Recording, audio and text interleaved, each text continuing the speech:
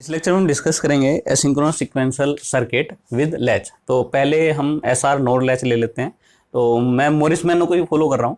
तो मोरिस मैनो में SR node latch है और एसआर नैंड लैच है। ठीक है, तो नोड लैच से स्टार्ट करते हैं। तो नोड लैच का ये सर्किट है एसआर नोड लैच। ठीक है, तो जो क्यू है वो हमारा नेक्स्ट स्टेट है ना। यहाँ पर जो आउटपुट है नेक्स्ट स्टेट का है, और जब ये फीडबैक होकर जाता है तो ये बन जाती है प्रेजेंट स्टेट, या इसको बोल सकते हो सेकेंडरी वेरिएबल, ये वाई। ठीक है, तो इसको यहाँ पर क्यू और क्यू बार इस तरह लिखते हैं ना। तो हमें क्यू से मतलब है, क्यू बार को हमने इसको क्या कर ले लिया, जस्ट फीडबैक लिया हुआ है। सही है, तो इसकी ज़रूरत नहीं है। तो जो ये फीडबैक है इसके लिए, और इसका जो फीडबैक है यानी जो ये हमारी एक्साइटेशन स्टेट है, इसको फीडबैक लिया। सही है, तो ये है हमारा सेकेंड वेरिएबल बन गया इधर। तो ये है वाई। अब क्या किया है, अब इसको थोड़ा सा इसका बुलियन एक्सप्रेशन निकालना है। तो बुलियन एक्सप्रेशन निकालना है तो क्या करना पड़ेगा, इसको सर्किट को एक इस तरह से अरेंज करना पड़ेगा जिससे हम इजीली उसको बुलियन एक्सप्रेशन उसका हम निकाल पाएँ। तो उसके लिए क्या करें, 1 को फिक्स रखा, 2 को 180, सही है, हॉरिजॉन्टली मूव करा दो।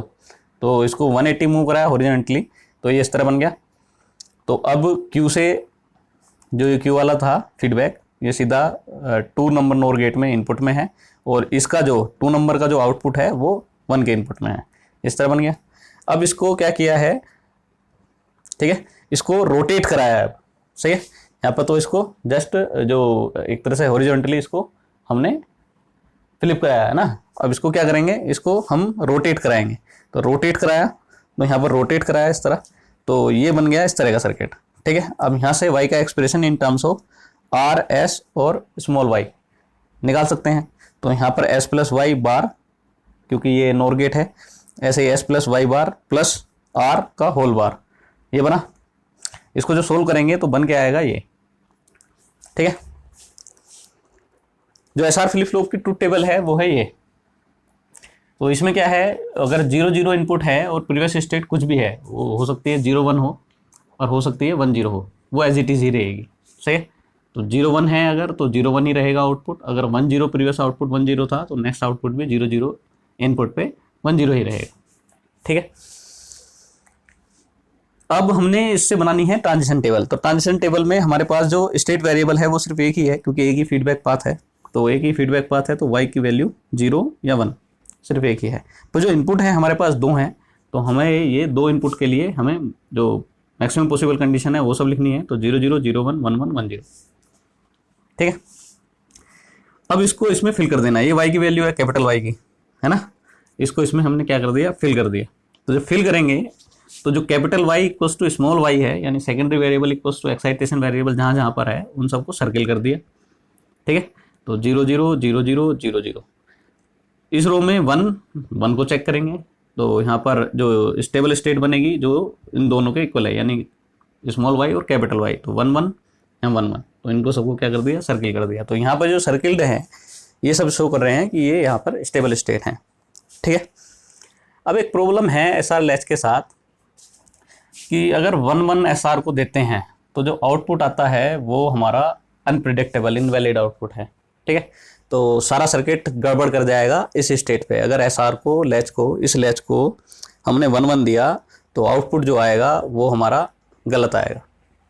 ठीक है, और यही नहीं, जब तुम इसको एसआर को 1 1 दे दोगे तो आउटपुट इन दोनों पे, इस पे भी 0 और यहाँ पर भी जो इसका फीडबैक है यहाँ पर भी 0। सही है, और उसके बाद आप इस पे कुछ भी देना चाहोगे तो आउटपुट कुछ भी आपका आएगा ही नहीं। सही, ठीक है, तो इस वैलिड जो ये स्टेट है इसको हमें क्या करना पड़ेगा, रिमूव करना पड़ेगा। तो रिमूव करने के लिए इसमें एक टर्म और ऐड करानी पड़ेगी। तो वो टर्म होगी एस आर इक्वल्स टू 0। तो इसको इस एक्सप्रेशन के साथ में लेना पड़ेगा।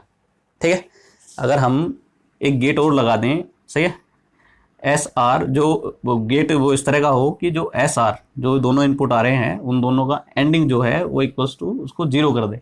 सही है, तो इस वाली जो स्टेट है, जो इनवैलिड स्टेट है, इसको हम रिमूव कर सकते हैं, एलिमिनेट कर सकते हैं। तो इसको या एक तरह से आप ऐसे कर सकते हो कि यहाँ पर 1 फिल कर दो, यहाँ पर भी 1 फिल कर दो। सही है, एस आर की वैल्यू जहाँ पर 1 1 है, दोनों पे 1 1 फिल कर दो। ठीक है, तो इसके लिए क्या करेंगे, तो यहाँ पर y इक्वल्स टू है S R bar plus Y R bar.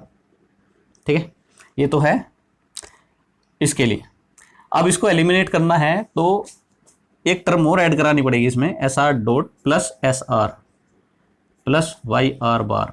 तो ये है when S R equals to 0। ठीक है, अब इसमें इसको R dash plus R plus Y R bar, इसको मिनिमाइज कर लिया तो ये बन गया S plus Y R bar.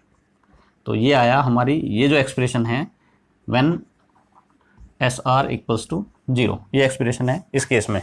तो इसमें जब एस आर को हमने ऐड कराया तो इस टर्म की हमें अब ये जो इनवैलिड जो स्टेट है ये अब आएगी ही नहीं, यानी एस आर को अगर आप 1 1 दोगे, ठीक है, तो आउटपुट पे कुछ भी फर्क नहीं पड़ेगा। ठीक, जो यहाँ पर ये हैंग हो रहा था, ये हैंगिंग अब हमने खत्म कर दी। ठीक है, तो y equals to S plus Y R bar when S R equals to 0। तो जब भी हम नोड लैच लेके चलेंगे, यानी एस आर नोड लैच लेके चलेंगे, तो y की जगह जो एक्सप्रेशन है हम ये यूज करेंगे। क्लियर है? तो अब r और s की वैल्यू अब कुछ और हो सकती है, तो उसमें यहाँ पर ही सब्स्टिट्यूट करेंगे। तो ये सिर्फ है जो नोड लैच है उसमें जो हमारा एक्साइटेशन वेरिएबल है उसका एक्सप्रेशन निकालने के लिए। ठीक है, अब ये सर्किट में हमने यूज़ नहीं किया है, इसका ही अपना एक सर्किट ले लिया है। ठीक है, तो ये हो गया। अब इसको पहले नैंड गेट से सोल्व करते हैं, एक और इनको नैंड गेट में कन्वर्ट करेंगे और उससे जो निकल के आएगा, ठीक है, तो इन दोनों को याद रखना है क्या इनका एक्सप्रेशन आता है। सही है, और स्टेट ये इनवैलिड स्टेट है तो इसको रिमूव करना है। तो वैसे तो बनेगा ये, पर क्योंकि इसको रिमूव करना है तो एस आर वाले एस आर इक्वल्स टू 0 ये टर्म ऐड करानी पड़ेगी। सही है, तो यहाँ एस आर का मतलब है 0 ही है। ठीक है, ठीक, तो इस सर्किट में इसको ले लिया और उसके बाद इसको मिनिमाइज किया, मिनिमाइज करने के बाद S plus Y R bar बना when S R equals to 0। तो इस एक्सप्रेशन को हम लेके चलेंगे। सही है, जो फ्यूचर की हमारी डिजाइनिंग है या हमारी एनालिसिस है, दोनों केस में। चलिए इसको मैं रोकता हूँ।